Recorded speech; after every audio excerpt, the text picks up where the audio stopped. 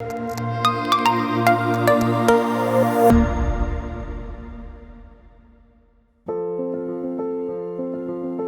हम बात करेंगे अक्यूट पेन सर्विसेज के बारे में।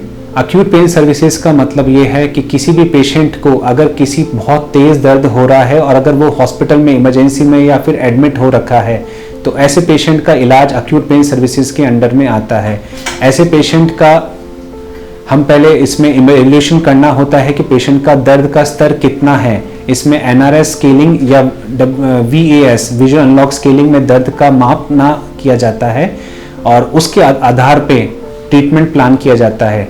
ट्रीटमेंट के अंदर उसमें मेडिसिन्स जो होती है, जो NSAID मेडिसिन्स या फिर एंटी कन्वल्सेंट और बाकी मेडिसिन्स होती है, उनका डोज प्रॉपर तरीके से सेट किया जाता है।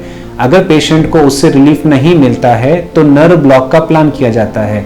नर्व ब्लॉक बेसिकली हम जो नर्व किसी भी चोट की वजह से या फिर किसी भी दबाव की वजह से, सूजन की वजह से जो नस दर्द कर रही होती है, उसके लिए हम उस नस के अराउंड, उस नस के आसपास में एक तरह से दवाई हम डालते हैं, जिसको डालने से वहाँ पे जो नस पे जो दबाव होता है, सूजन होती है, नस का खिंचाव होता है, वो सब कम हो जाता है। उस ट्रीटमेंट को नर्व ब्लॉक कहते हैं।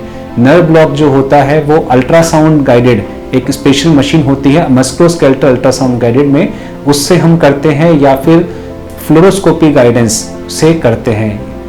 उसके अलावा अगर किसी पेशेंट को दर्द, नसों का दर्द काफ़ी लंबे टाइम से है और वो ठीक नहीं हो पा रहा है, तो उसके लिए डायग्नोस्टिक नर्व ब्लॉक के बाद में, कंफर्म करने के बाद में कि पेशेंट को डायग्नोस्टिक नर्व ब्लॉक से इंप्रूवमेंट आ रहा है, उसके बाद में रेडियो फ्रीक्वेंसी अब्लेशन का ट्रीटमेंट किया जाता है, जिसे RFA ट्रीटमेंट भी कहा जाता है।